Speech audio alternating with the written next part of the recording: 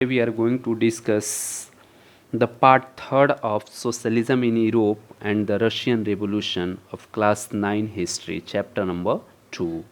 आज हम socialism in Europe and the Russian revolution का पार्ट थर्ड डिस्कस करने जा रहे हैं. पार्ट वन और part two already we have discuss, हम लोग कर चुके हैं. आज हम लोग पार्ट थर्ड की बात करेंगे, जिसमें से सबसे पहले हम लोगों ने देखा था कि नेशनलिस्ट जो थे नेशनल स्टेट्स का निर्माण करना चाहते थे, जहां सभी नागरिकों का समान अधिकार मिले. ये बात हम लोग कर चुके थे और देखा गया कि 1815 के बाद अलग अलग कंट्री के अलग अलग नेशनलिस्ट ने क्या किया कि प्रयास किया, ठीक है, नेशनल स्टेट्स के लिए. अब हम लोग नेक्स्ट टॉपिक जो है already has given in your book, आपके बुक में दिया हुआ है कि coming of socialism in Europe. Coming in socialism in Europe कहने का मेरा मतलब ये है कि यूरोप में समाजवाद का आना. आखिर यूरोप में समाजवाद आया कैसे, कौन सा ऐसा कारण था, कैसे आया? तो हम देख रहे हैं, सुन रहे हैं, जान रहे हैं. ऑलरेडी हम देखें, सुने कि सोशलिज्म जो था वाज ओनली आइडियोलॉजी था and provided the vision for the reorganisation of the society. ये समाज को दूरदृष्टिगामी बनाने का एक क्या था, विचारधारा था, ठीक है, जिससे समाज को एक पहचान मिल सके. समाज में सबसे दूरगामी दृष्टि प्रदान करने वाली विचारधारा थी तो वो थी समाजवाद. समाजवाद ही ऐसी विचारधारा थी जिसको समाज में दूरदृष्टिगामी बनाने का काम कर रहा था. तो देख रहे हैं हम लोग कि 19वीं सदी में हम लोग बात करें कि socialist ideology came to Europe. कह रहा है कि यूरोप में, यहाँ पर दिया हुआ है कि यूरोप में, point number second, socialist ideology come to Europe by the middle of the 19th century. 19वीं सदी के मध्य तक, यानी बोल सकते हैं कि 19th सेंचुरी के मिड तक यूरोप में समाजवाद का एक जाना पहचाना विचार था और उसकी तरफ बहुत सारे लोगों का ध्यान आकर्षित हो रहा था. किसकी तरफ? तो सोशलिज्म की तरफ. अब रही बात कि सोशलिस्ट जो थे वो थे कौन, तो हम लोग देख रहे हैं कि सोशलिस्ट जो उनकी विचार जो धारा थी सोशलिज्म के प्रति, ठीक है, they are against the private properties. Socialist they are against the private property. समाजवादी जो थे, ठीक है, समाजवादी जो थे निजी संपत्ति के विरोधी थे. यानी वो संपत्ति पर निजी स्वामित्व को सही नहीं मानते थे कि किसी एक आदमी के हाथों में संपत्ति हो, वो अच्छा नहीं मानते थे. उनका कहना था कि संपत्ति के निजी जो प्राइवेट ऑनर हैं, इसकी व्यवस्था ही सारी समस्या का जड़ है. यानी सोशलिस्ट का कहना था कि the system of private ownership of the property is root of the all problems and root of the evils. ठीक है, यानी प्राइवेट ऑनरशिप ही प्रॉपर्टी जो लोगों के पास है, प्राइवेट इंडिविजुअल रूप से जो प्रॉपर्टी है, वही सभी समस्याओं का जड़ है. लोगों का कहना था यानी सोशलिज्म के आइडियोलॉजी के तहत सोशलिस्ट का कहना था. Property should be controlled by the whole society instead of any one person. कह रहा है कि संपत्ति जो है, लेकिन संपत्ति जो है यहाँ पर कह रहा है कि उनका तर्क था कि बहुत सारे लोगों के पास संपत्ति तो है जिससे दूसरे को रोजगार भी मिलता है, लेकिन समस्या यहाँ यह है कि जो संपत्तिधारी व्यक्ति हैं सिर्फ वो अपने फायदे से ही मतलब रखता है, वह उनके बारे में नहीं सोचता जो उसकी संपत्ति को प्रोड्यूस करता है, प्रोडक्शन करके या प्रोड्यूस करके बनाता है. इसलिए अगर संपत्ति पर किसी एक व्यक्ति के बजाय पूरे देश का नियंत्रण हो, ठीक है, पूरे समाज का नियंत्रण हो, तो साझा सामाजिक हितों पर ज़्यादा अच्छी तरह से ध्यान दिया जा सकता है. यानी समाजवादी इस तरह का बदलाव चाहते थे ठीक है। इसके लिए उन्होंने बड़े पैमाने पर अभियान चलाया। ठीक है। Some socialist were instead the idea of the cooperative enterprises. वो क्या चाहते थे? सहभागिता की बात करते थे, कोऑपरेटिव की बात करते थे। कौन? सोशलिस्ट। उसी में से एक जाने माने नाम है, समाजवादियों का भविष्य की एक बिल्कुल भिन्न दृष्टि थी, एकदम अलग थे वो। उस समाजवादियों को कोऑपरेटिव यानी सामूहिक रूप से उधम के विचारों में दिलचस्प थी। क्या थी भाई? तो इंग्लैंड के जाने माने एक उद्योगपति थे, रियोन्ड इंग्लिश इंडस्ट्रियलिस्ट, जिसका नाम था रॉबर्ट ओवेन, ने क्या किया? एक इंडियाना जो है अमेरिका में पड़ता है, में नया न्यू हार्मोनी के नाम से एक नए तरह के समुदाय की रचना का प्रयास किया, जिसमें वैसी समुदाय हो, वैसा सिस्टम हो जिसमें सबको प्रॉफिट बराबर बांट दिया जाए। ये किसने प्रयास किया? तो उद्योगपति रॉबर्ट ओवेन ने किया। ठीक है, ये चीज़।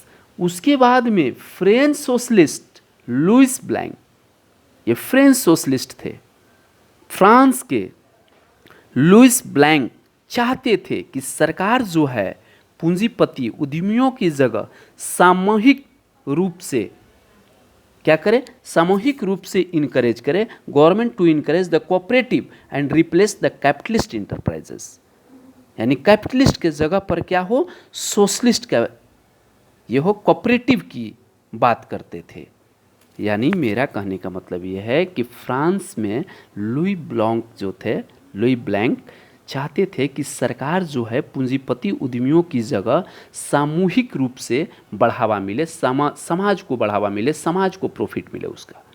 कोऑपरेटिव ऐसे लोगों के समूह थे। आखिर थे कौन भाई? आइडिया ऑफ कोऑपरेटिव थे कौन? तो कह रहा आइडिया ऑफ कोऑपरेटिव एक ऐसा सिस्टम था जिसमें सोशलिस्ट कहते थे, ठीक है, कोऑपरेटिव ऑफ आइडिया एक ऐसे लोगों का समूह था जो मिलकर चीज़ें बनाते थे।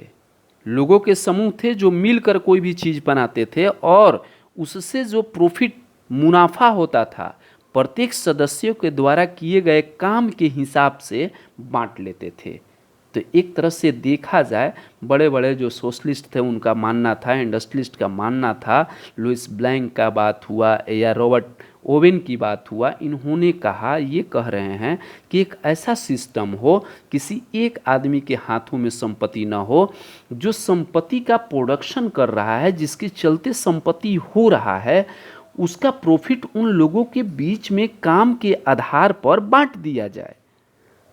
उसी को आइडिया ऑफ कोऑपरेटिव कहा जाता है। यानी आइडिया ऑफ कोऑपरेटिव ये लोगों का ग्रुप था, वर्कर का ग्रुप था, जो उस काम को करते थे और उससे बेचने के बाद, उस प्रोडक्शन को बेचने के बाद जो मुनाफा होता था प्रत्येक सदस्य को, ठीक है, काम के हिसाब से बांट लिया जाता था। उसी सिस्टम को आइडिया ऑफ कोऑपरेटिव कहते हैं। और ये आइडिया ऑफ कोऑपरेटिव सिस्टम दिया कौन? तो सोशलिस्ट ने दिया। किसके तहत? सोशलिज्म आइडियोलॉजी के तहत दिया। ठीक है, आगे चलते हैं। कह रहा है कि आइडिया ऑफ कोऑपरेटिव की बात करें तो वहीं हम लोग अभी बात किए कि cooperative where group of the people, ये लोगों का समूह था, who made the things together, सब मिलकर एक साथ कोई भी थिंग्स का प्रोडक्शन करते थे, एंड शेयर द प्रॉफिट, और उससे जो भी बेचने के बाद प्रॉफिट होता था उसको बराबर बराबर भागों में क्या करते थे? बांट लेते थे। किसके हिसाब से? तो वर्क के अनुसार बांट दिया जाता था।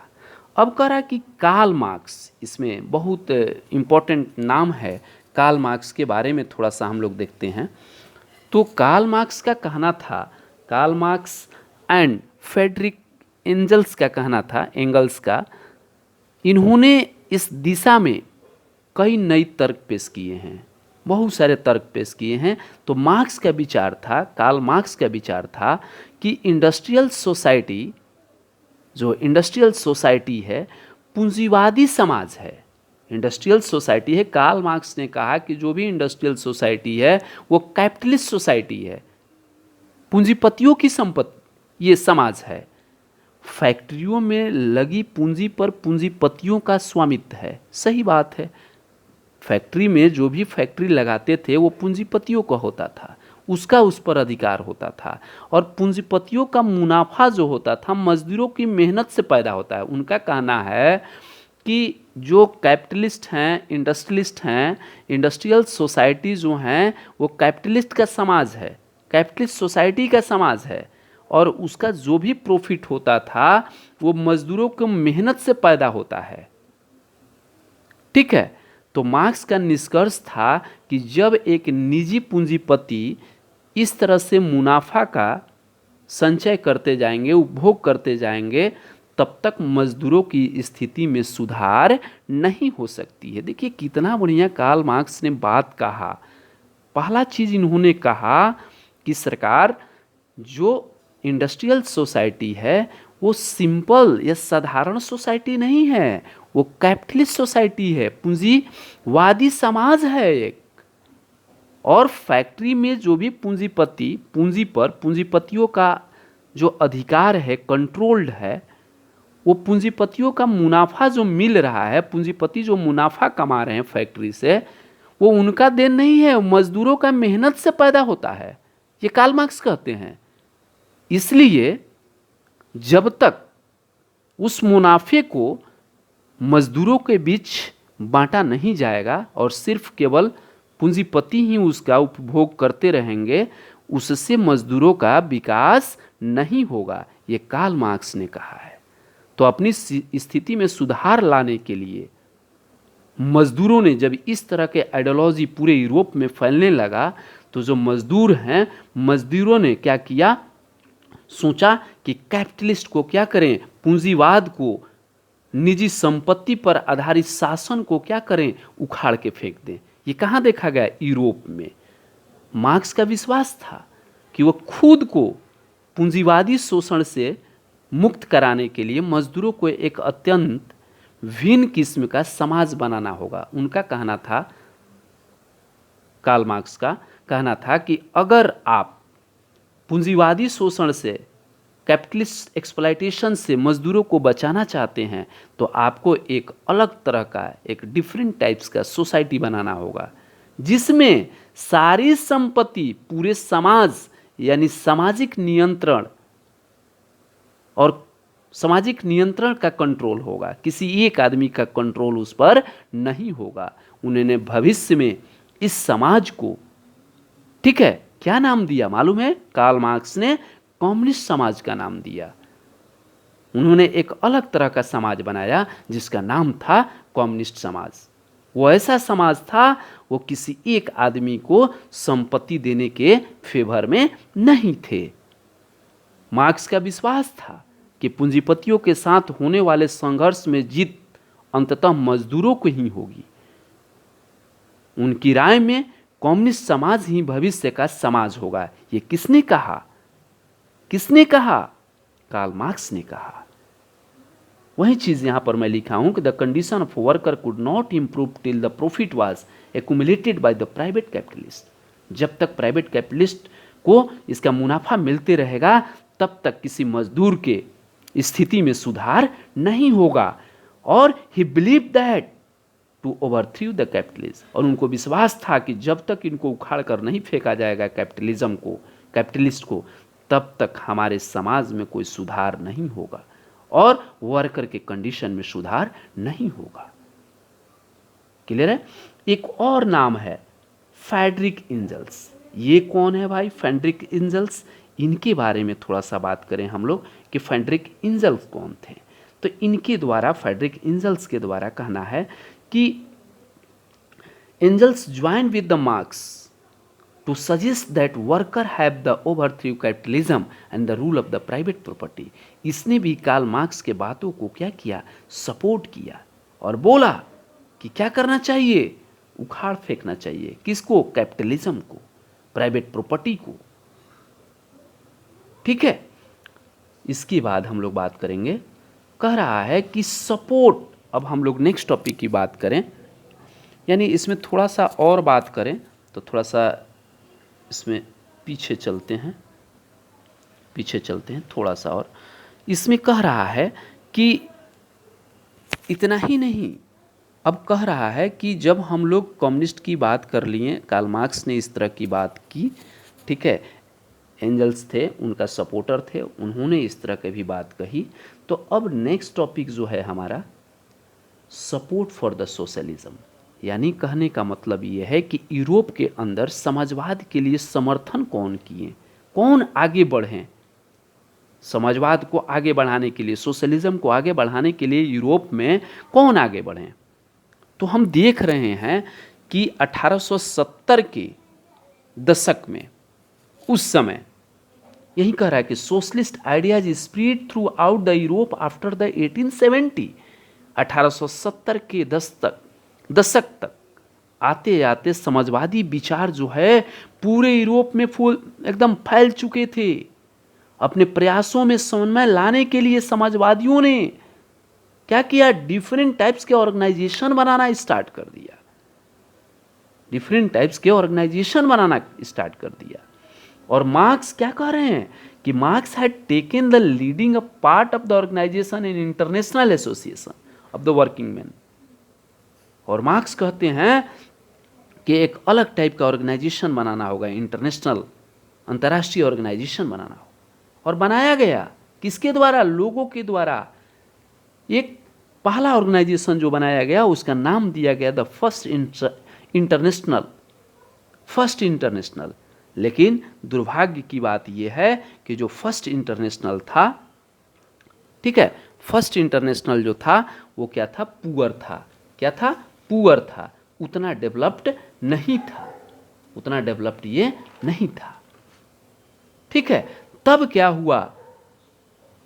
हुआ, but some of its national group continue to work.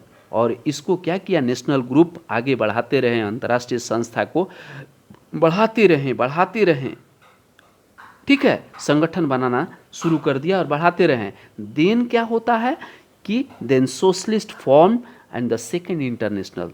तब क्या किए, समाजवाद तो पनप ही रहा था, समाजवादियों ने, सोशलिस्ट ने क्या किया, सेकेंड इंटरनेशनल बॉडीज बनाया जिसका नाम दिया गया सेकेंड इंटरनेशनल। सेकेंड इंटरनेशनल किसके द्वारा बनाया गया, तो सोशलिस्ट के द्वारा बनाया गया। क्यों बनाया गया, तो सोशलिज्म को स्प्रेड करने के लिए। कहाँ, यूरोप के अंदर। तो थोड़ा सा देखते हैं, कभी कभी क्वेश्चन आ जाता है कि सेकेंड इंटरनेशनल है क्या। तो सिंपल भाषा में यहाँ दिया हुआ है कि it was the international body, ये इंटरनेशनल बॉडी था या इंटरनेशनल इंस्टीट्यूशन कह सकते हैं। It is formed by the socialist, ये सोशलिस्ट के द्वारा बनाया गया था through out the Europe after the 1870, या 1870 के बाद इसका फॉर्म किया गया था। किसको, सेकेंड इंटरनेशनल को। ठीक है, क्या करने के लिए, टू कोऑर्डिनेट देयर एफर्ट्स, उनके एफर्ट्स को स्प्रेड करने के लिए, उनके फोर्स को आगे बढ़ाने के लिए। ठीक, तो कोई आपसे पूछे कि सेकेंड इंटरनेशनल क्या है, तो it was the international body, international institution and formed by the socialist through out the Europe after the 1870s for coordination their efforts. Clear, आगे चलते हैं। सेकेंड इंटरनेशनल के बारे में तो जान गए, सेकेंड इंटरनेशनल भी बन गई सोशलिज्म को स्प्रेड करने के लिए। अब लोगों को समझ में आने लगा कि जो भी हमारा अरिस्टोक्रेसी हैं, जो भी बड़े बड़े लोग हैं, कैपिटलिस्ट हैं, वो हमारे हक को मार रहे हैं, हमारे अधिकार को छीन रहे हैं। तो हर जगह यूरोप में सोशलिज्म की भावना, सोशलिज्म की आइडिया स्प्रेड होना स्टार्ट हो गया सोशलिस्ट के द्वारा। उतना ही नहीं, इंग्लैंड और जर्मनी के मजदूर जो थे, लेबर जो थे, अपने जीवन और कार्य स्थिति में सुधार लाने के लिए संगठन बनाना शुरू कर दिया। यहाँ ऑलरेडी हैज गिवन दिया हुआ है, in England and Germany workers form the association. किस लिए एसोसिएशन बनाना स्टार्ट कर दिए, वर्कर थे, ये काम करते थे, to fight for the better living and the working condition, ये अपना सुधार चाहते थे। ठीक है, अपनी जीवन की कार्य स्थिति में सुधार लाना चाहते थे, इसलिए संगठन बनाना स्टार्ट कर दिया। उतना ही नहीं, और क्या किया गया, देख लीजिए, और क्या किया गया, they set up fund fund setup करने लगे। किसके लिए फंड सेटअप करने लगे? तो ये उन संगठन के लिए कोष स्थापित किए। कौन? संकट के समय अपने सदस्यों को मदद पहुंचाने के लिए इतना कोऑपरेटिव हो गए। आइडिया ऑफ कोऑपरेटिव बहुत ज़बरदस्त रूप से काम करना स्टार्ट कर दिया। सोशलिज्म बहुत ज़्यादा काम करना स्टार्ट कर दिया। सोशलिस्ट के द्वारा स्प्रेड करना स्टार्ट कर दिए लोगों के द्वारा। तो उसी में क्या हो गए, ये सब चार्ज हो गए लेबर, ठीक है। और ये क्या कह रहे हैं कि ये तो फाइट करना स्टार्ट ही कर दिए इंग्लैंड एंड जर्मनी में कैपिटलिज्म के विरुद्ध। उतना उसके साथ साथ ये लोग फंड जमा करने लगे। फंड क्या हुआ भाई? तो ये संकट के समय अपने सदस्यों को मदद पहुंचाने के लिए इन संगठनों ने कोष स्थापित किया, फंड स्थापित किया, और काम के घंटों में कमी, और they wanted to reduce the working hour and the right to vote. और वो क्या किए? काम के वर्किंग जो घंटा होता था ज़्यादा होता था और वेजेस कम होती थी और इनको वोट देने का अधिकार नहीं था, उसका भी डिमांड करने लगे कि we should the right to vote and our working hours should be reduced and my wages should be high. इस तरह की बात करना स्टार्ट कर दिए। किसके खिलाफ? कैपिटलिज्म के खिलाफ। उतना ही नहीं, in Germany this association work the social democratic. उतना ही नहीं, जर्मनी में सोशल डेमोक्रेटिक पार्टी के साथ इन संगठन ने काफ़ी गहरा रिश्ता थे। उसका भी एसोसिएशन बनाना कर दिए, पार्टी स्टार्ट कर दिए बनाना। कहाँ भाई? इस एसोसिएशन के तहत। उस पार्टी का नाम क्या है? तो work with social democratic party, social democratic party. और ये हमेशा प्रयास किया क्या करने के लिए? इन संगठनों में काफ़ी गहरे रिश्ते थे और संसदीय चुनाव में ये पार्टी के मदद भी किया करते थे कि आप क्या कीजिए, चुनाव लड़ें और अपनी सरकार हम लोग बनाएं। उतना ही नहीं, कह रहा है कि by 1905 socialist and the trade union list from the labour party in Britain. 1905 तक ब्रिटेन के समाजवादियों, सोशलिस्ट के द्वारा ट्रेड यूनियन आंदोलनकारियों ने लेबर पार्टी के नाम से भी अपनी एक अलग पार्टी बना ली। वाह वाह, क्या बात है। कह रहा है कि सोशलिस्ट पार्टी भी बन गया। कहाँ? फ्रांस में। उतना ही नहीं, 1905 के कह रहा है कि 1905 तक समाजवादियों ने क्या किया? ट्रेड यूनियन आंदोलनकारी ने लेबर पार्टी के नाम से भी अपनी एक अलग पार्टी बना ली थी। फ्रांस में भी सोशलिस्ट पार्टी बन गए। यानी कहने का मतलब ये है कि यूरोप में अलग अलग जगहों में अलग अलग पार्टियां बनना स्टार्ट हो गई, ठीक है। लेकिन सोशलिस्ट पार्टी इन फ्रांस में भी बन गई, बट पार्टी तो बन रहा है, but till 1914 socialist did not succeed in forming a government in Europe, ठीक है। फ्रांस में भी सोशलिस्ट पार्टी के नाम से भी ऐसी एक पार्टी का गठन किया गया। लेकिन 1914 तक यूरोप में समाजवादी जो भी सोशलिस्ट थे, जो सोशलिज्म को मान रहे थे, कहीं भी सरकार बनाने में कामयाब नहीं हो पाए। पार्टियां तो बन रही थी, लोग वोट भी दे रहे थे, लेकिन ये सरकार नहीं बना पाए, पार्लियामेंट्री गवर्नमेंट का निर्माण नहीं कर पाए।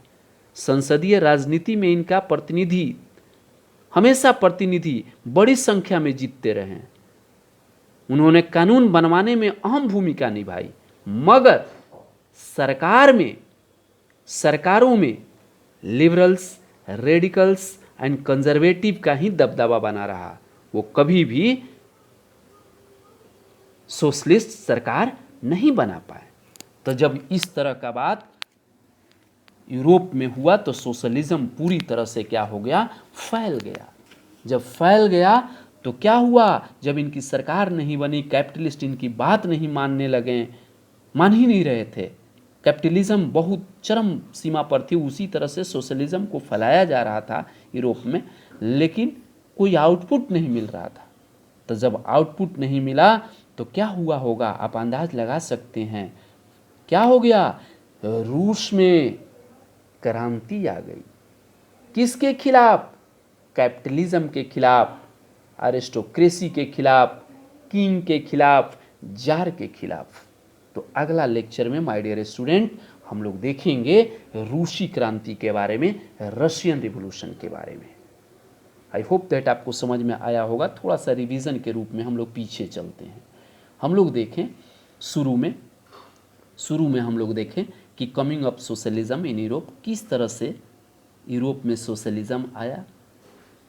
ठीक है, इसकी बात हम लोग किए। इसमें अलग अलग सोशलिस्ट ग्रुप के लोग आए, इंडस्ट्रियलिस्ट आए, जो सोशलिज्म को सपोर्ट किया, आइडिया ऑफ कोऑपरेटिव का आइडियोलॉजी को दिया। उसके बाद हम लोग देखें कि कार्ल मार्क्स और फ्रेडरिच एंजल्स जो आए वो समाज के लिए क्या बोले, कैपिटलिस्ट के लिए क्या बोले, इसकी बारे में भी बात हम लोग किए थे।